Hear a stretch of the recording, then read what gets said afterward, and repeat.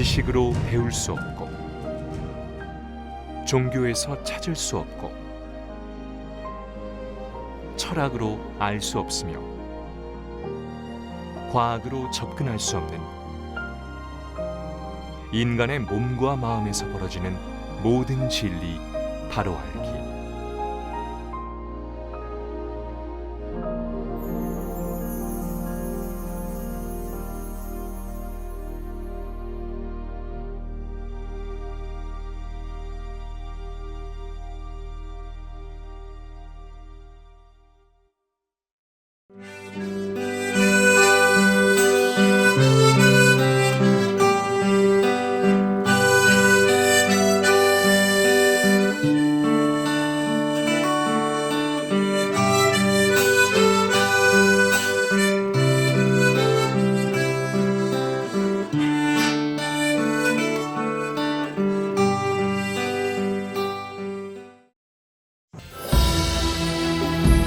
약 500만 년 전, 이 지구상에 나타난 인류. 수많은 진화를 거치며 이들이 추구해온 가장 궁극적인 목표는 무엇이었을까? 중국 역사상 처음으로 통일 제국을 건설, 최초의 황제로 불렸던 진시황. 그가 신하들을 먼 동쪽 나라 끝으로 보내며 죽는 날까지 꿈꿨던 단 하나는 바로 불로장생이었다.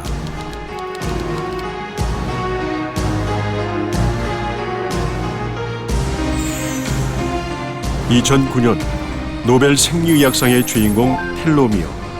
염색체 양쪽 끝에 달린 이 텔로미어가 모두 닳게 되면 세포는 분열 능력을 잃고 죽게 된다. 인간들이 바라고자 하는 길은 딱 한 길이에요. 오래 잠수하면서 고통스럽지 않게 평화롭게 살다 가는 길. 그것을 향해서 지금 우주를 가려고 하고 오만 개발을 하고 발전을 하고 과학을 드러내려고 한다. 모든 인류는 계속해서 무병장수를 갈망해왔지만 여전히 고통받고 있다. 그 이유는 무엇일까? 태아가 뱃속에 있을 땐 호흡이 필요 없어 압력에 영향을 받지 않지만 태어나면서 760mm Hg의 대기압을 받으며 호흡을 시작하고 흉부와 복부를 확장해 산소를 공급하기 시작한다. 그러나 인체는 끊임없이 내리누르는 중력으로 인해 점점 경직되어 간다. 이때 갈비뼈가 없는 복부 주위가 가장 먼저 함몰되고 그 주변에 모세혈관이 좁아져 적혈구가 통과하지 못해 결국 어혈이 고이게 된다. 산소의 운반책인 적혈구가 이동하지 못하고 뭉쳐지면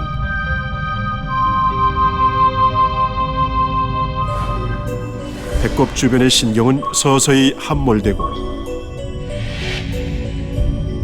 배꼽과 연결된 횡격막과 흉부의 근육을 경직시켜 산소 분압과 산소 포화도를 떨어뜨린다. 인체는 이를 높이기 위해 경직된 흉부를 확장시키지 못한 채 적혈구의 수를 늘리는데 그 수가 증가할수록 모세혈관을 통과하기가 점점 더 어려워지고 점도가 높아지며 혈액은 끈끈해진다. 그로 인해 혈액의 흐름은 더 느려지고 산소 분압은 점점 더 떨어진다. 몸이 경직될수록 의식은 더욱 고통스러워진다. 충분한 산소를 공급받지 못해서 세포들이 점점 병들고 늙어가는 현상. 이것이 바로 세포의 노화와 질병의 근본 원인이다. 어찌 이렇게 압력을 받고 사는 우리가 이렇게 압력이 되어서 그렇게 몰랐을까? 모든 생로병사의 원인이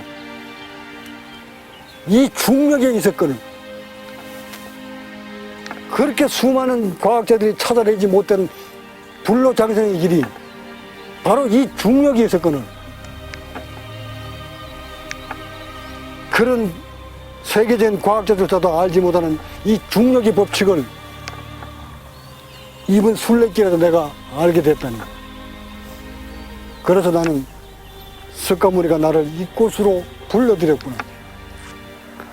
이것을 직접 몸으로 느끼게 해주려고. 일반적으로 산소 분압은 태어나 성장기를 거치며 10대 후반에 최고조에 이른 후 중력의 영향으로 점차 약해지기 시작한다.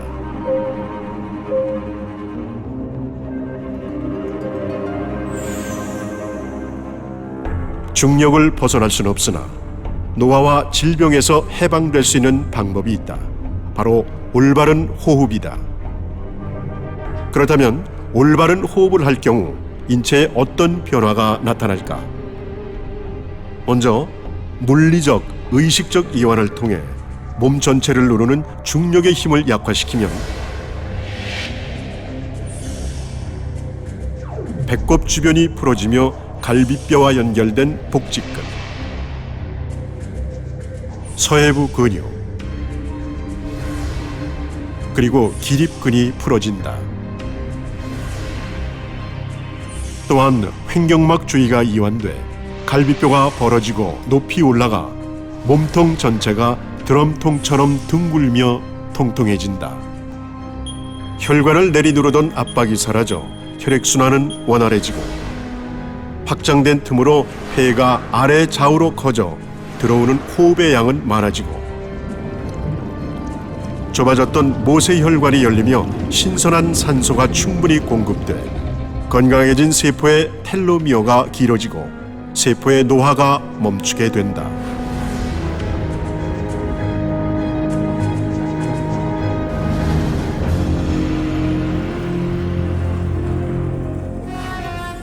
적혈구의 수치를 늘리는 것이 아닌 경직되고 찌그러진 복부와 흉부를 펴 산소 분압과 산소 포화도를 높이고 텔로미어의 길이를 늘림으로써 세포의 생명력을 연장하는 것이다. 이때 아기들처럼 고요하고 평화롭게 이루어지는 호흡을 단전호흡 또는 태식호흡이라 한다. 이것이 바로 모든 인류의 꿈인 무병장수의 비밀이며 수신오도의 이완수행이다. 이 이완수행이 깊어질수록 신체에도 변화가 나타난다. 먼저 뭉쳐있던 근육들이 풀어지고 흉부가 이완되며 갈비뼈는 위쪽으로 올라가게 된다. 배꼽 아래쪽 근막들도 위쪽으로 당겨지는데 이때 성기와 연결된 근막들이 올라가 성기가 축소되면서 말의 성기와 같이 형성되는 마음장상이 일어난다. 도교에서는 이를 구축불거라고 한다. 모든 신경이 살아나면서 자연스럽게 흉부는 확장되고 아래로 처져 있던 쇄골도 위로 올라붙게 되는데 앞으로 당겨져 있던 목 뒤 근육이 놓아지고 기도가 넓어지고 입천장이 높아지며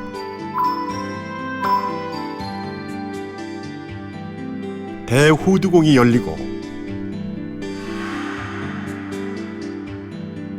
턱이 뒤로 밀리며 윗니가 아랫니를 덮는다. 일자목이 뒤로 밀리며 C형으로 변하고 길었던 목이 어린아이의 목처럼 짧아지며 볼록하게 정수리가 튀어나오는데 이를 정유육계라 한다. 또한 쇄골이 위쪽으로 올라붙으며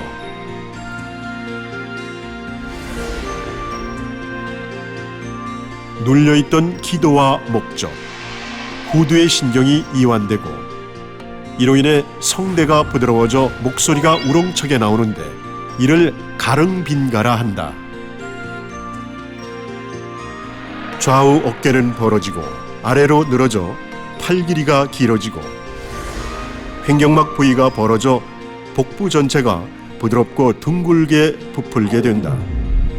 배꼽과 치골 사이는 한 뼘 정도로 넓어지고 인체 주요 골격을 유지하는 척추가 고추서고 S자형으로 변하며 몸의 중심은 바로 잡히게 된다.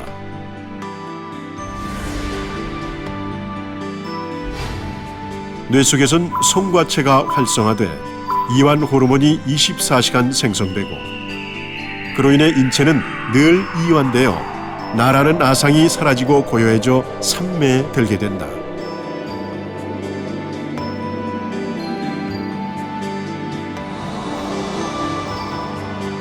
의식에 의한 고통도 사라지고 질병에 의한 고통도 사라져 진정한 평화를 얻는다.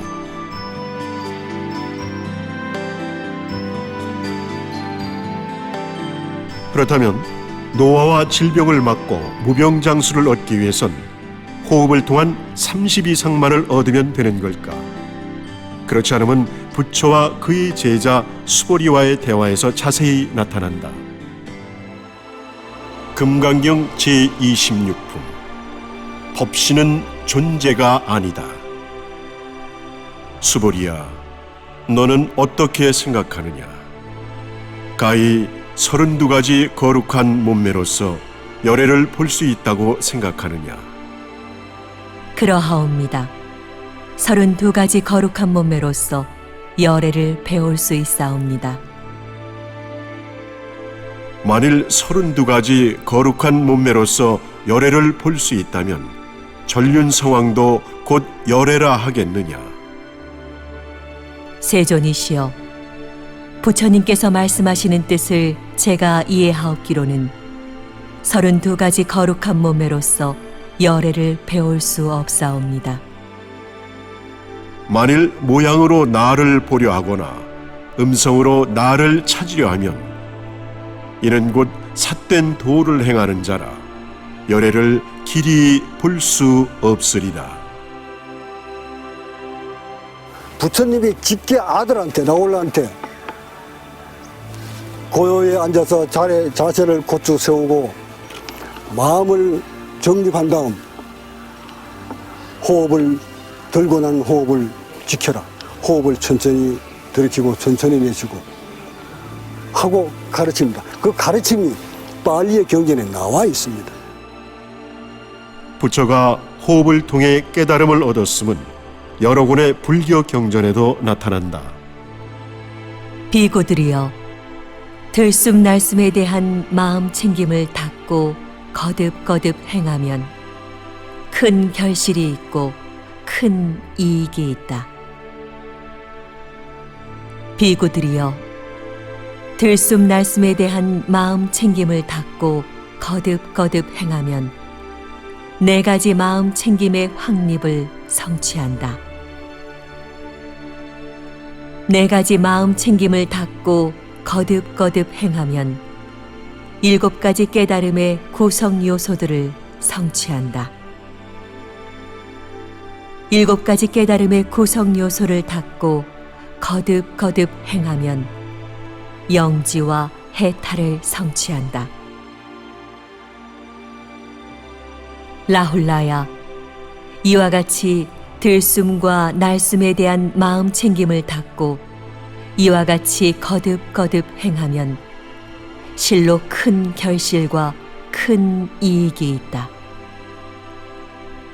라훌라야, 이와 같이 들숨과 날숨에 대한 마음 챙김을 닫고 이와 같이 거듭거듭 행하면 마지막 들숨과 날숨이 소멸할 때에도 멸한다고 안다. 그것을 모른 채 멸하지 않는다. 비구들이여, 어떻게 들숨날숨에 대한 마음 챙김을 닫고 어떻게 거듭거듭 행하면 큰 결실이 있고 큰 이익이 있는가?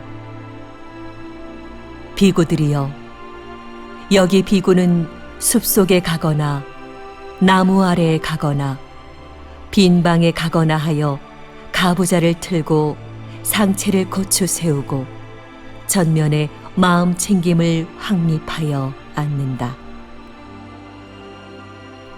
그는 마음 챙기면서 숨을 들이쉬고 마음 챙기면서 숨을 내쉰다.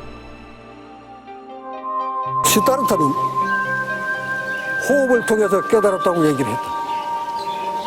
하산에서 윤의정을 먹고 회복을 하는 과정에서 몸이 이완됨을 포착을 합니다. 몸이 이완된다는 것은 몸이 이완되면 흉부를 벌릴 수 있는 힘이 생긴다는 것을 의미합니다. 그동안 산소가 들어오지 않아서 호흡이 들어오지 않아서 그렇게 답답해하던 스타르타는 그 유미죽을 먹고 서서히 몸을 이완시키기 시작했다. 중력에서부터 공간을 함몰되었던 흉부를 서서히 벌리기 시작했던 것이다. 이때 스타르타는 호흡의 중요성을 낚아채게 된 것이다.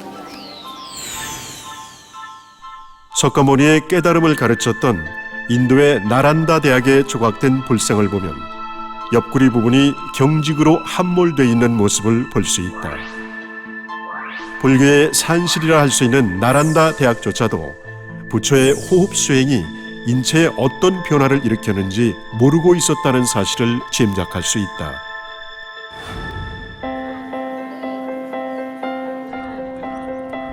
수행자 부처의 진정한 가르침을 쫓아 인도 순례길에 오른 수신오도. 지금도 이거 살이 만지고 싶은 사람 들어가서 만지고. 이곳에서 이들은 적광 스승님의 가르침이 곧 2600여 년 전 부처의 가르침과 같았음을 또 한 번 확인한다. 부처의 길을 쫓아 그의 발자취를 오롯이 느낀 이 시대의 각자 적광 스승님. 그는 과연 어떤 깨달음을 얻었을까? 조용한 곳에 가서 여러분한테 들려주라고 녹음을 해놓은 게 있는데, 그대의 탄생기와 그대의 발자취를 더듬어 본 결과 그대의 가르침은 곧 우주 진리 그 자체였음을 나와 나의 온 제자들은 가슴으로 일깨웠나이다. 당신의 생명은 곧 우주였거늘 인간의 본 숙명은 우주였거늘 대우주의 조화를 망각한 데 살아온 위 불성한 인류를 구제할 방법은 한꺼번에 모두를 구제할 수 없겠으나 그 진리를 조금 하나씩 일깨워 나가겠나이다. 당신이 읽어온 가르침을 나의 골수와 제자들의 골수에 담아 이제 한국으로 가져가고자 합니다.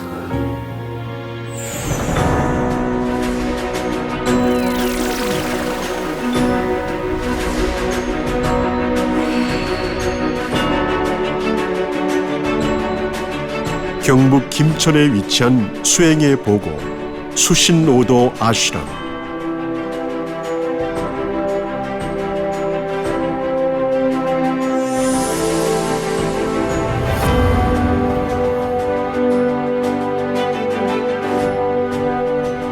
순례를 통해 참된 진리를 깨닫고 한국으로 돌아온 이들을 다시 찾았다. 명상을 통해 삿된 마음을 버리고 무의 상태로 만드는 이곳에서 수많은 제자들이 함께 이완 수련을 이어가는 가운데 아주 특별한 이들이 함께하고 있었다.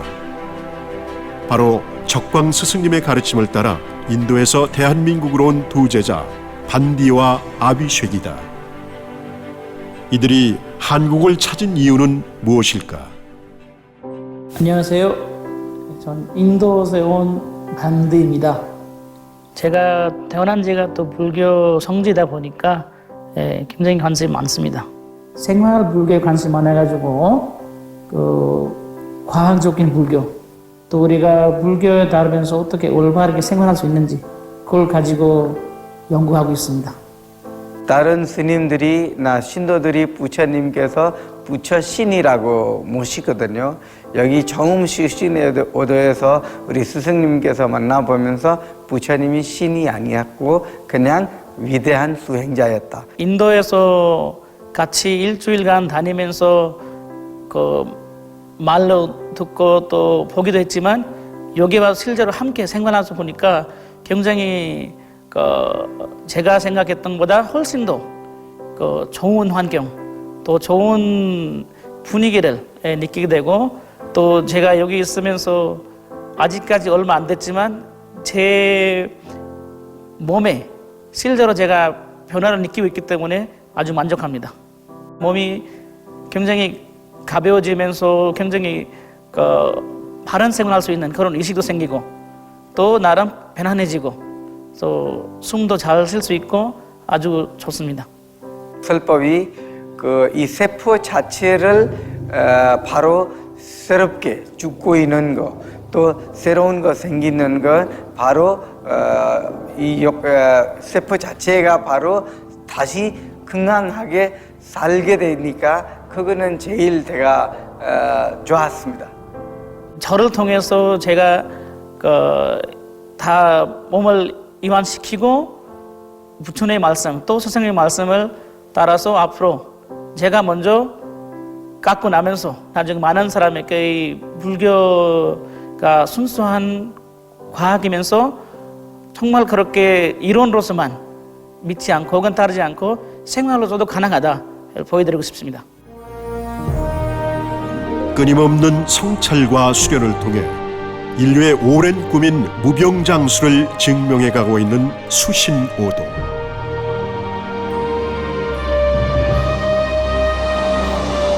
그들의 과학적인 수행 방법이 세상에 알려지는 순간 전 세계의 모든 의학, 과학 전문가들은 수신오도를 주목하게 될 것이다.